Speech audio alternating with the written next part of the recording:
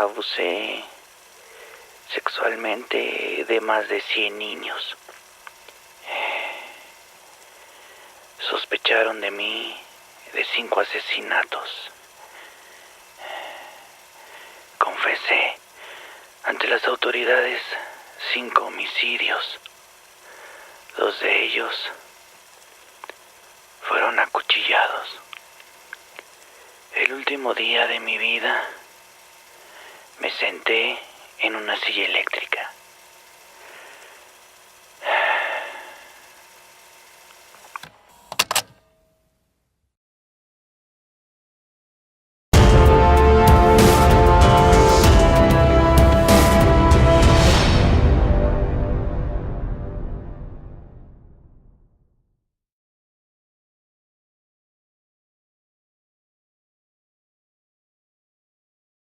Albert Fish tenía 33 años la primera vez que una cámara fotográfica lo retrató. Un elegante caballero de bigote pronunciado, ropa de etiqueta y un bombín a la moda luciendo sobre su cabeza. Es la primera imagen y su primer detención, pero no de todos los cargos obscuros que había ya tras de él en ese momento. Lo detuvieron por malversación de fondos. Nada comparado con lo que vendría después del hombre gris, el hombre lobo de Wisteria, el vampiro de Brooklyn, el maníaco de la luna. Apodos que fueron concebidos por la prensa. Hamilton Howard Fish llegó a este mundo un 19 de mayo de 1870 en Washington, D.C. Eligió llamarse Albert después de la muerte de uno de sus 3 hermanos, ya que quería desprenderse del sobrenombre Ham and Eggs, que le habían puesto en el orfanato en donde pasó varios años de su infancia desde sus 5 años. Su padre era capitán de barco fluvial y murió de un infarto en el año 1875.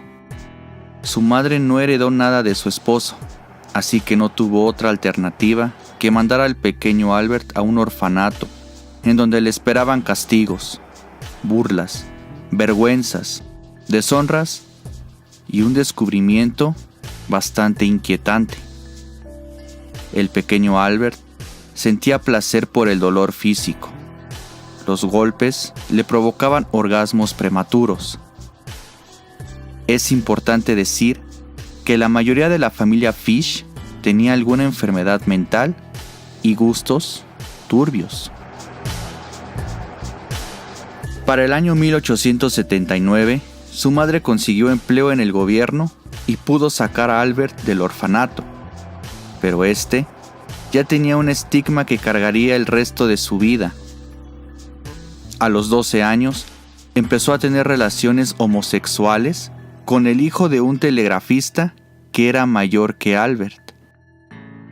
También comenzó a esconderse en baños y piscinas públicas.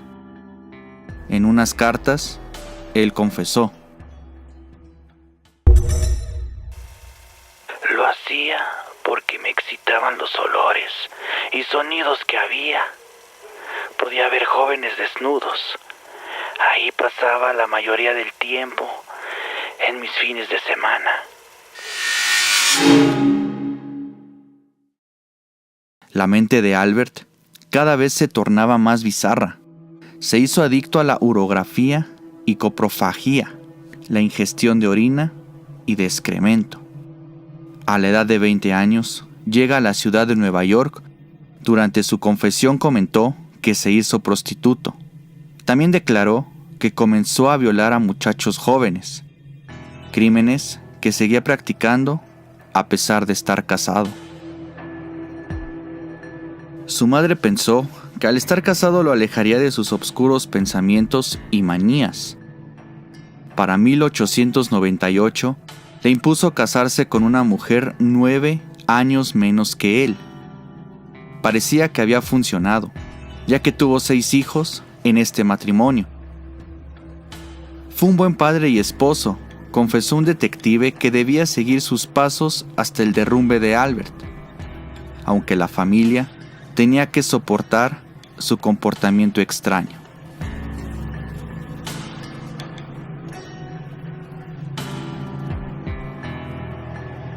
En 1903, este detective lo arrestó por malversación de fondos y fue sentenciado a prisión, cumpliendo su condena en la cárcel estatal de Sing Sing, en donde no hace falta decir lo obvio. Las relaciones sexuales entre Albert y los presos tiene dimensiones épicas. Al salir de la prisión, estaba más que claro que su matrimonio solo era una cortina de humo tras la verdadera personalidad de Albert, una doble vida. Desde 1898, trabajó como pintor de brocha gorda en casas particulares. En su confesión afirmó haber abusado sexualmente de al menos 100 niños varones menores de 6 años en su mayoría. Multiplicó sus visitas a burdeles, exigiéndoles a las prostitutas que lo azotaran sin piedad hasta que sangrara.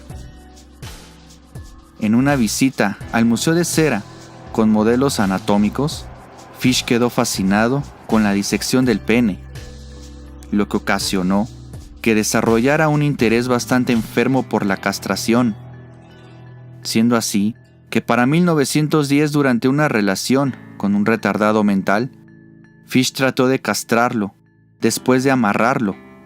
El hombre gritó tan fuerte que asustó a Fish y salió corriendo del lugar.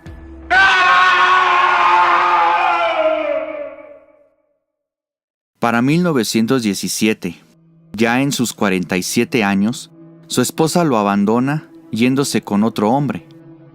A la par del abandono, Fish empezó a escuchar voces. Él mencionó que Juan el Bautista le ordenó que se envolviera en una alfombra. Se desconoce el motivo por el cual lo hiciera. Sus primeros ataques físicos e intentos de secuestros son en el año 1910. Recordemos que antes eran abusos sexuales, y en esta ocasión ya hablaremos de los asesinatos. Cometió su primer homicidio en Thomas Beden, que era un joven con discapacidad mental, era de Wilmington, Delaware. Tiempo después, acuchilló a un niño afroamericano, también con discapacidad mental, en 1919 en Georgetown. El 11 de julio de 1924, Fish encontró a una niña de 8 años de edad jugando en la parte delantera de la granja de sus padres. La niña estaba a punto de abandonar la granja cuando la madre salió para ahuyentar a Fish. Este se alejó de momento, pero regresó por la noche y trató de pasarla en el granero de la familia Keel. Pero para su mala suerte, fue descubierto por el señor Keel y lo corrió de su propiedad.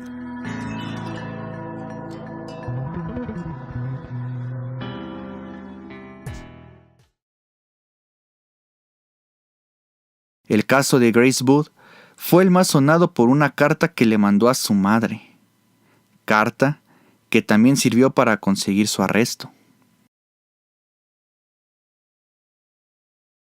El 25 de mayo de 1928, Edward Booth, el hermano mayor de Grace, publicó un anuncio en el periódico que decía: hombre joven, 18 años, desea posicionarse en el país. Albert, con 58 años, se aprovechó de la publicación y acudió a la casa de los Booth, con el pretexto de contratar a Edward. Se cambió el nombre a Frank Howard y prometió contratar a Edward cuando en ese momento se cruzó por su camino la pequeña Grace, que contaba con 10 años de edad. Fish regresó después de unos días para contratar a Bud. Para festejar, Bud convenció a sus padres de que dejaran a Grace acompañarlo a una fiesta, y desde ese momento jamás la volvieron a ver. Fish ya se la había llevado.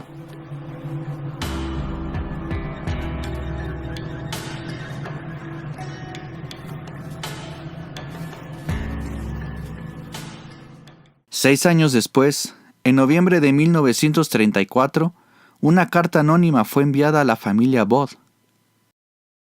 Esto es lo que la enferma carta del señor Fish decía.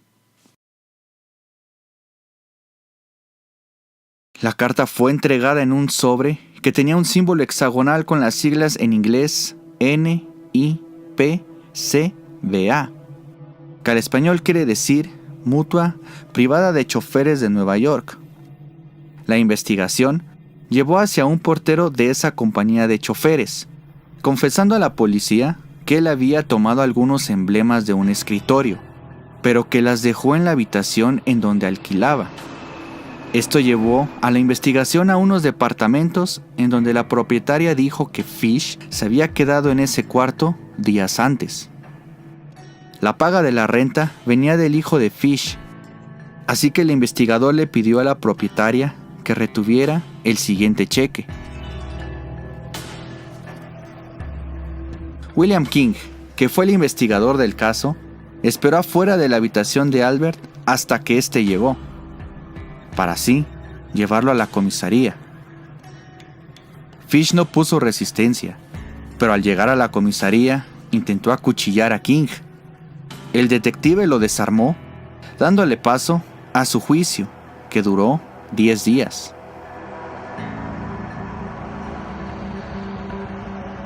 En sus confesiones, Fish decía que las voces le ordenaban que debía matar a los niños. Tuvo psiquiatras que daban su diagnóstico de todos los fetiches sexuales que tenía, pero no supieron cuál de ellos provocaba las voces en Fish. Tras exámenes, se determinó que era un demente. Así el jurado pudo comprobar que era una persona cuerda, mandándolo a la pena de muerte, a la silla eléctrica.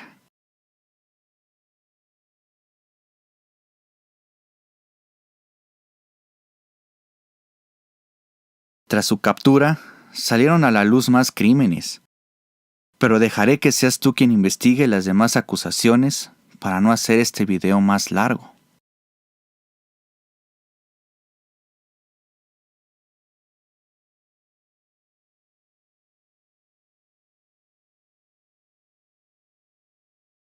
Fish llegó a prisión en marzo de 1935 y fue ejecutado el 16 de enero de 1936 en silla eléctrica de la prisión de Sing Sing. Entró a la cámara de ejecución a las 11:06 de la noche y fue declarado muerto 3 minutos después. Fue sepultado en el cementerio de esa cárcel.